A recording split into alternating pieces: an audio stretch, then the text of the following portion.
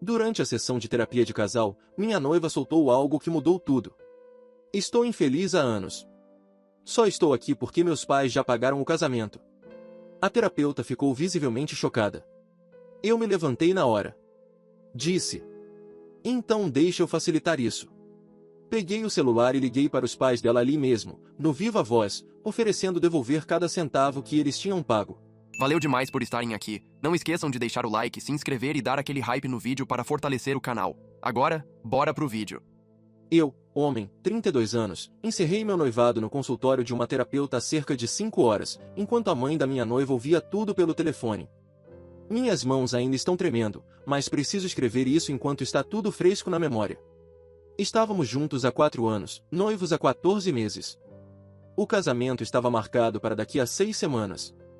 Tudo já estava fechado: local, buffet, fotógrafo, DJ, flores. Os pais dela contribuíram com $35.000. Meus pais colocaram $15.000.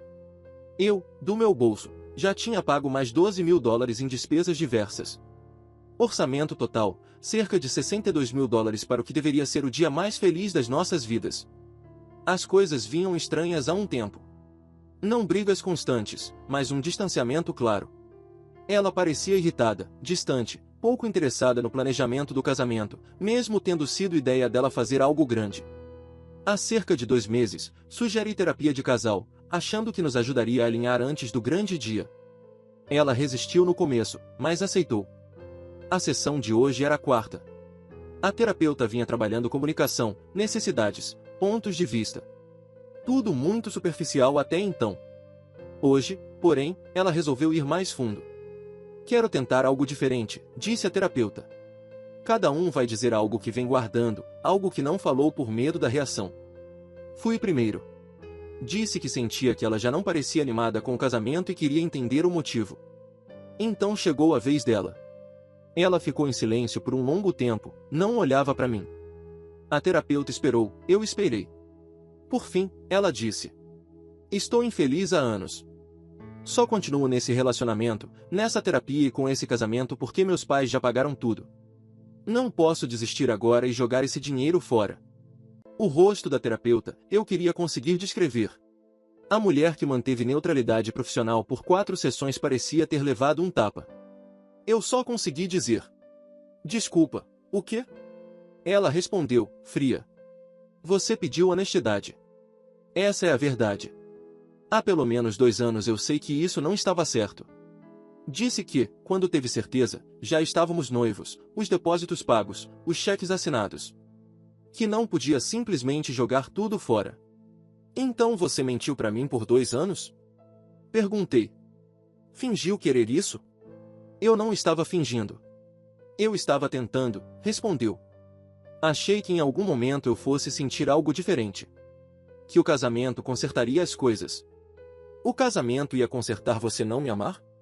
Eu nunca disse que não te amo. Você disse que está infeliz há anos e que só está aqui por causa de dinheiro. Isso não é amor. Isso é manter alguém refém. A terapeuta tentou intervir, falar de calma, de processar sentimentos. Mas eu não queria processar nada. Eu queria clareza. Se o dinheiro não fosse um fator, você iria embora agora? Hoje? Ela não respondeu. E essa foi a resposta. Eu me levantei, peguei o celular. O que você está fazendo? Ela perguntou. Facilitando sua vida. Liguei para a mãe dela e coloquei no viva voz. A terapeuta parecia querer me impedir, mas não fez nada. A mãe atendeu no 3º toque. Alô? Está tudo bem? Oi. Estou aqui com sua filha, na sessão de terapia. Ela acabou de me dizer que só está seguindo com o casamento porque você e o pai dela pagaram por tudo. Então estou ligando para avisar que vou reembolsar cada dólar que vocês gastaram. Cada depósito. Cada pagamento. O casamento está cancelado. Silêncio total na linha. Minha noiva me encarava de boca aberta. Ela disse o quê?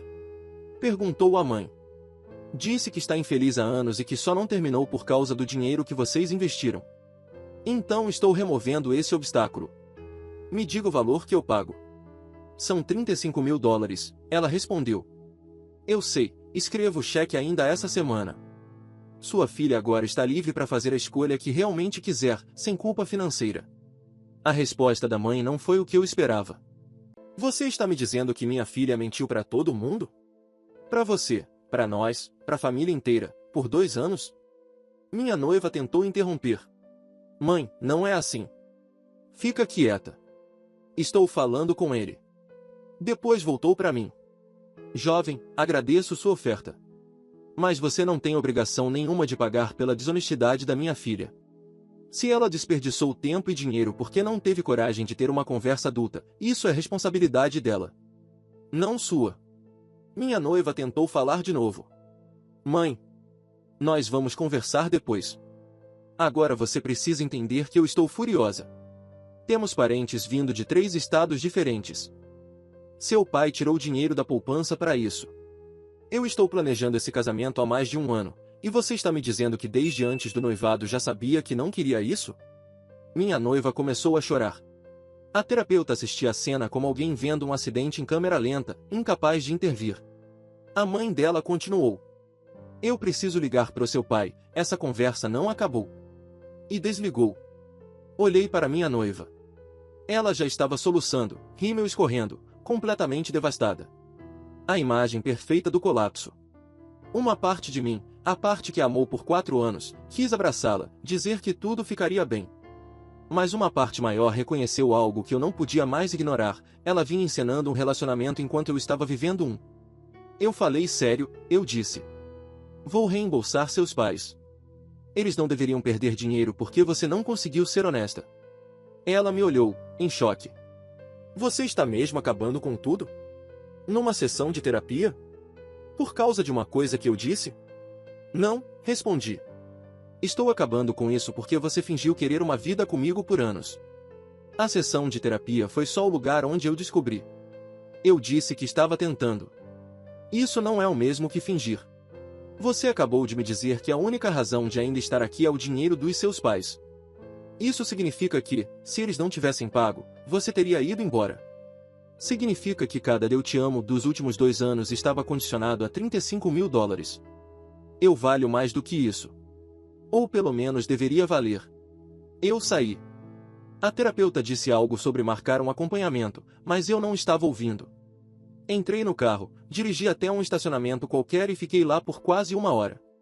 Só existindo. Isso foi às 5 horas. Meu celular não parava de tocar. Ela ligando. A irmã dela ligando. Meus pais ligando. Enviei uma mensagem curta explicando o básico. Não atendi mais ninguém. Vou atualizar quando entender o que vem depois. Agora, só preciso aceitar que todo o futuro que eu imaginava evaporou no momento em que minha noiva finalmente disse a verdade.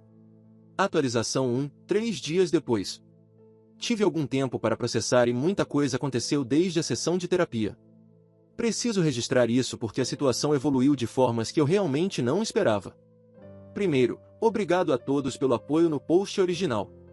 Algumas pessoas disseram que fui impulsivo, que deveria ter continuado a sessão e conversado melhor. Talvez. Mas aqui vai minha visão, ela teve 2 anos para conversar. Ela escolheu não fazer isso. A sessão de terapia não foi um começo.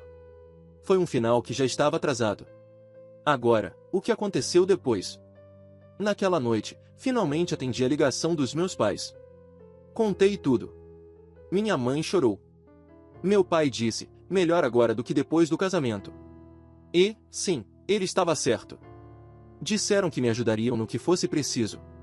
Também recebi uma mensagem do pai dela, podemos conversar amanhã? Homem com homem. Aceitei. Nos encontramos num café na manhã seguinte. Ele chegou parecendo 10 anos mais velho do que da última vez que eu o vi. Sentou, não pediu nada e foi direto ao ponto. Minha esposa me contou o que aconteceu. Quero que você saiba que não estou aqui para pedir que reconsidere. Ok. Estou aqui porque eu criei minha filha para ser melhor do que isso.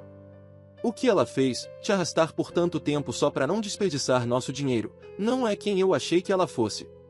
E eu te devo um pedido de desculpas, em nome da minha família. O senhor não me deve nada. Deve, sim. Porque nós não pagamos apenas um casamento. Pagamos o que achávamos ser o futuro da nossa filha. Um bom homem. Uma vida estável. Se ela mentiu para você, mentiu para nós também. E isso não é culpa sua. Eu não sabia o que dizer. Não era a conversa que eu esperava. Sobre o dinheiro, ele continuou. Eu agradeço sua oferta de reembolso, mas não vamos aceitar. Eu falei sério. Eu sei. E é exatamente por isso que não vamos aceitar. Você é um bom homem. Não deveria pagar $35.000 porque minha filha não soube ser honesta. Nós vamos absorver a perda. Considere isso o custo de descobrir quem ela realmente é. Eu não sei o que dizer. Não precisa dizer nada. Só cuide de você. E, sinceramente, sinto muito que isso tenha terminado assim. Ele se levantou e foi embora sem nem tomar café. Só veio, falou o que precisava e saiu. Aquela conversa me trouxe uma paz inesperada. A postura dele, assumir a responsabilidade pelas escolhas da filha e se recusar a me deixar carregar o peso financeiro, foi mais digna do que eu esperava de qualquer pessoa nessa situação. Mas então veio a reação dela. Naquela tarde, minha ex-noiva apareceu no meu apartamento. Eu não deveria ter aberto a porta, mas velhos hábitos são difíceis de quebrar. Precisamos conversar. Acho que já conversamos o suficiente. Você me humilhou. Na frente da terapeuta. No telefone com a minha mãe. Você me fez parecer a vilã. Você disse que estava infeliz há anos e que só ficou por causa de dinheiro. Como exatamente eu deveria interpretar isso? Eu estava sendo vulnerável, é para isso que serve a terapia. Você não pega o momento vulnerável de alguém e usa isso para explodir a vida dela. Seu momento vulnerável foi admitir que mentiu para mim durante todo o nosso noivado. Isso não é vulnerabilidade. É confissão. Ela tentou retrucar. Eu não disse que estava mentindo. Você disse que há 2 anos sabe que isso não estava certo. 2 anos atrás, você disse sim quando eu te pedi em casamento. Me deixou planejar um futuro com você. Deixou seus pais gastarem $35.000. Deixou meus pais gastarem $15.000. Me deixou gastar $12.000. Tudo isso sabendo que não queria estar aqui. Isso não é só mentira. É fraude. Ela se irritou. Isso é típico de você. Transformar tudo em dinheiro. Foi você quem disse que o dinheiro era o motivo de continuar. Eu só estou respondendo aos seus próprios motivos. Ela não teve resposta.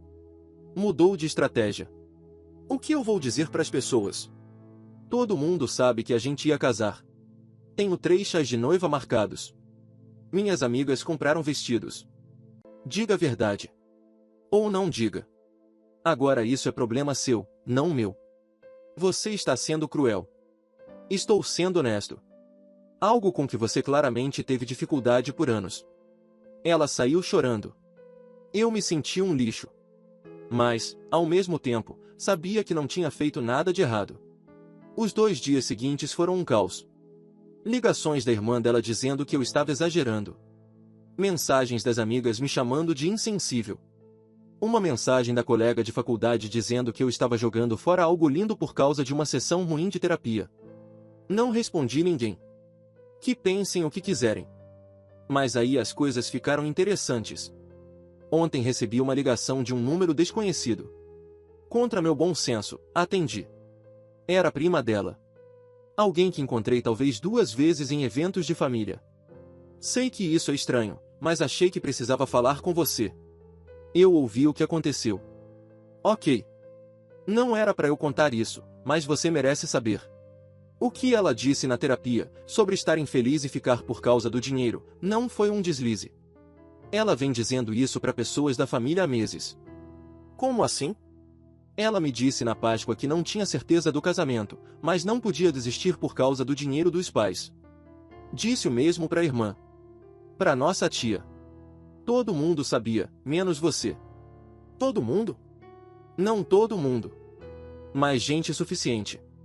Ninguém falou nada porque acharam que era nervosismo pré-casamento, que ela ia mudar de ideia. Mas dizer isso em voz alta, numa terapia, para você, com testemunha, isso é diferente. Isso é real. Por que você está me contando isso? Porque o que ela fez não foi justo. E por que você precisa saber que não está louco? Ela vinha dizendo uma coisa para você e outra para os outros há muito tempo. Você merece algo melhor. Agradeci e desliguei. Então é aí que estou agora. Processando o fato de que a própria família da minha noiva sabia que ela não queria casar comigo e não disse nada. Processando que eu fui a última pessoa a descobrir a verdade sobre o meu próprio relacionamento. Mais atualizações virão. Atualização 2, 7 dias depois. As coisas continuaram se desenrolando, e a situação ficou mais complicada do que eu imaginava. Depois de saber que várias pessoas da família dela conheciam as dúvidas e ficaram em silêncio, passei alguns dias só com raiva. Não foi produtivo, mas foi necessário. Às vezes, você precisa sentir a fúria antes de seguir em frente. Depois disso, comecei a lidar com a parte prática. Cancelar o casamento foi um pesadelo logístico. Passei um dia inteiro no telefone com fornecedores. Aqui está o prejuízo. Local, $8.000 de sinal perdido, não reembolsável a menos de 60 dias. Buffet, $4.500 de sinal perdido. Fotógrafa, $1.500 de sinal, mas ela concordou em usar o valor para um evento futuro, o que foi gentil da parte dela. DJ, $500 de sinal perdido. Florista, $2.200 de sinal perdido. Ajustes do vestido dela, não é meu problema, mas aparentemente $1.800 jogados fora. Meu terno e os aluguéis dos padrinhos, $1.100, parcialmente reembolsáveis. Perdas totais do meu lado, dos $12.000 que investi, cerca de $7.500 foram perdidos. Os pais dela absorveram os $35.000. Meus pais conseguiram alguns reembolsos e perderam cerca de $6.000 dos $15.000 que haviam contribuído. Somando tudo, perdemos aproximadamente $48.000 em um casamento que nunca teria sido feliz. Enviei uma carta aos pais dela. Carta de papel mesmo. Pareceu o mais adequado. Agradeci pela postura deles em relação ao dinheiro e pedi desculpas por tudo ter terminado assim. O pai dela respondeu por mensagem alguns dias depois, dizendo que apreciou o gesto e me desejando o melhor. A mãe não entrou em contato, o que provavelmente é melhor assim. Agora vem a parte mais confusa. Minha ex-noiva está contando uma versão bem diferente da história. Segundo amigos em comum, a narrativa dela é que eu a embosquei na terapia, forcei ela a dizer coisas que não quis dizer, reagi de forma exagerada a uma ansiedade normal pré-casamento. Diz que eu a humilhei publicamente ao ligar para a mãe dela sem consentimento e que fui manipulador financeiramente por oferecer devolver o dinheiro. De algum modo, isso me transformou no vilão. Na versão dela, ela me amava profundamente e eu joguei tudo fora. A história que está circulando é surreal. Completamente desconectado do que realmente aconteceu. Mas aprendi que muitas pessoas lidam com rejeição reescrevendo a própria história, e não há nada que eu possa fazer sobre como ela escolhe lembrar das coisas. O que eu posso fazer é dizer a verdade para quem pergunta diretamente. Vários amigos me procuraram querendo ouvir meu lado. Contei exatamente o que aconteceu. Ela admitiu na terapia que estava infeliz há anos e que só continuava por causa do dinheiro. Isso não é emboscada, não é exagero. É reagir a uma informação que muda absolutamente tudo. Algumas pessoas acreditaram em mim, outras, claramente, não. Alguns deixaram de me seguir nas redes sociais.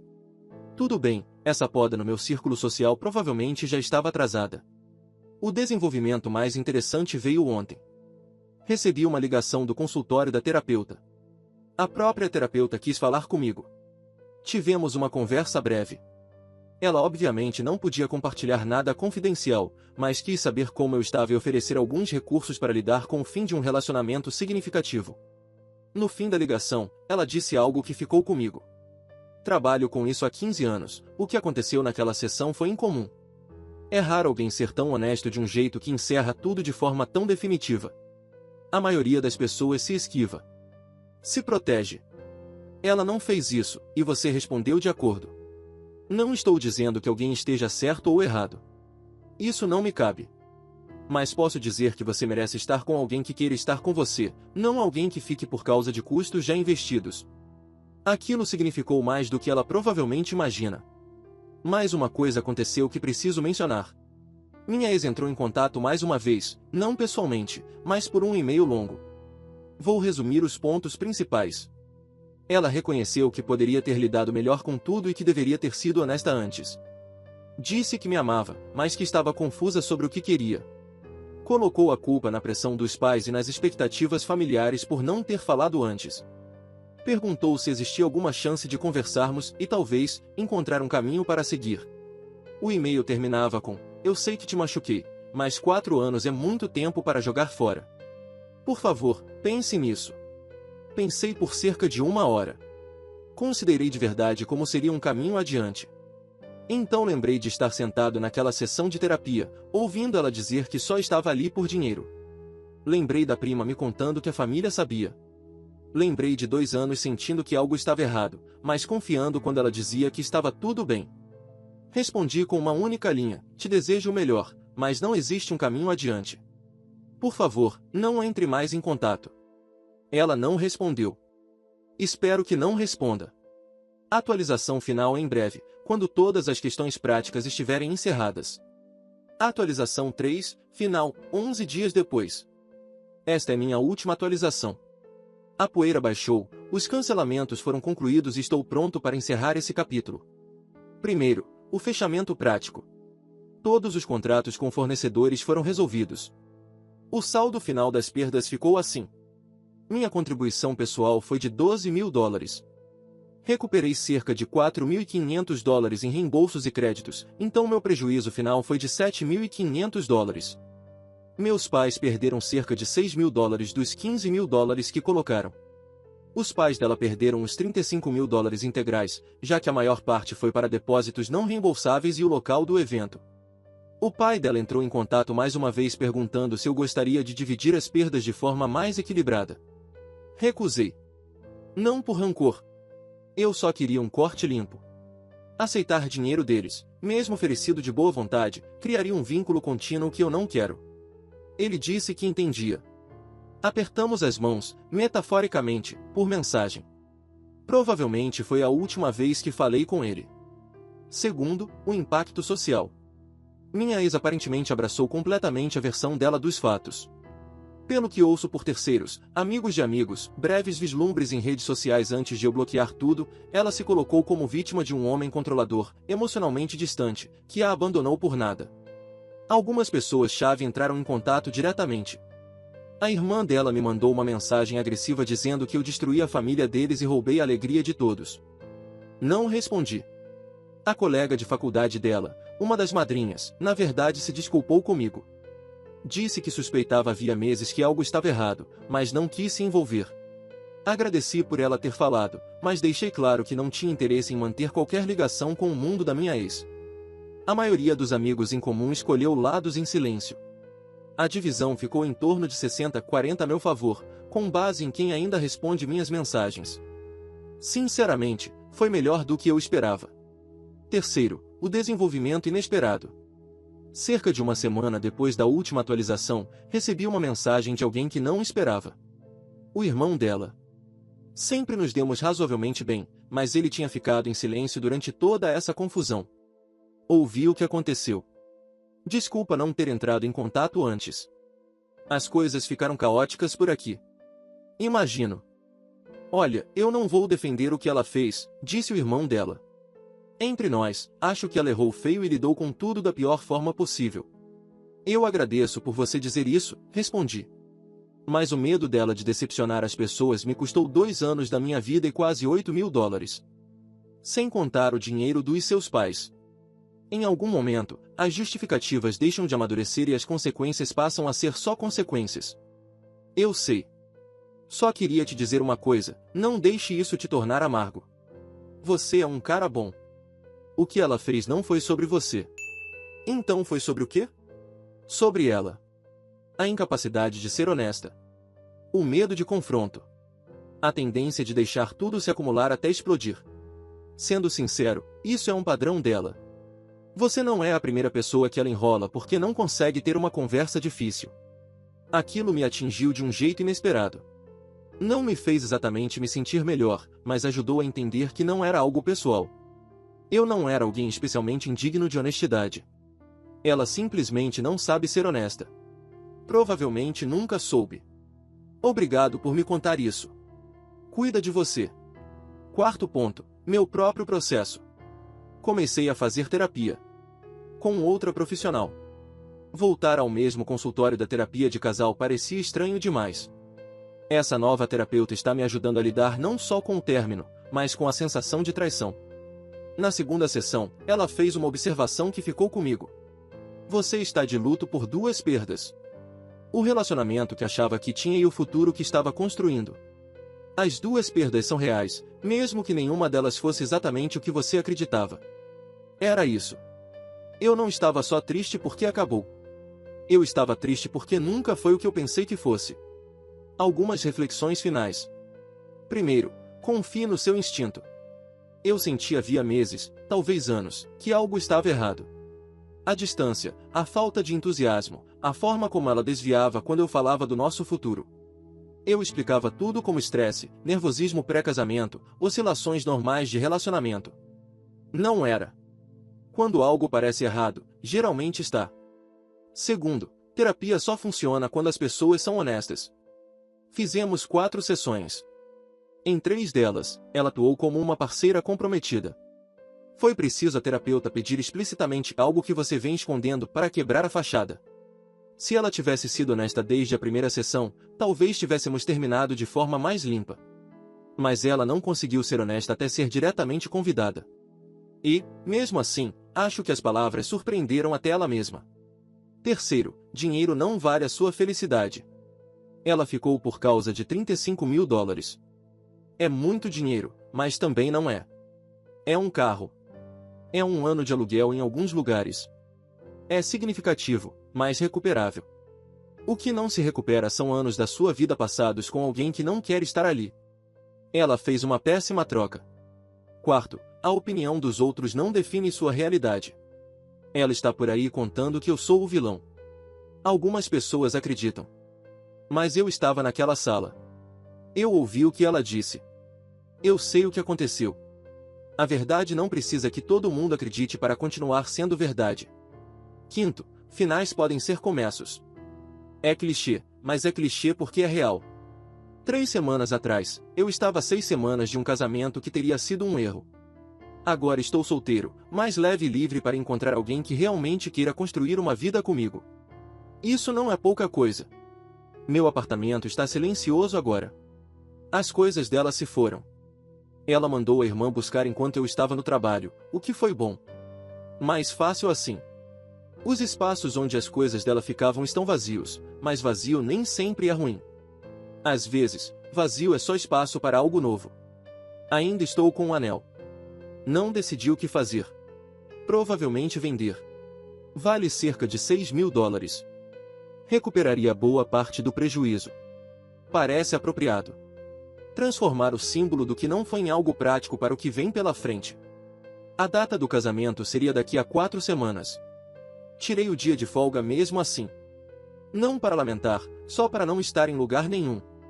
Provavelmente vou pedir comida e assistir filmes. Algo leve. Algo que não exija nada de mim emocionalmente. Talvez até lá eu pare de checar o celular esperando uma mensagem dela. Talvez as manhãs deixem de começar com aquele segundo de esquecimento antes da lembrança voltar. Talvez isso passe a parecer algo que aconteceu, e não algo que ainda está acontecendo. Obrigado a quem acompanhou essa história. Escrever ajudou. Ter estranhos validando que eu não estava louco por ir embora. Que eu estava certo em priorizar ser desejado em vez de ser conveniente. 4 anos é muito tempo, mas é menos do que uma vida inteira sendo a obrigação financeira de alguém, em vez de uma escolha. Eu vou ficar bem. Paz. Valeu por acompanhar até o fim. Curte, se inscreva e hypa o vídeo para fortalecer o canal. Amanhã tem mais história para vocês.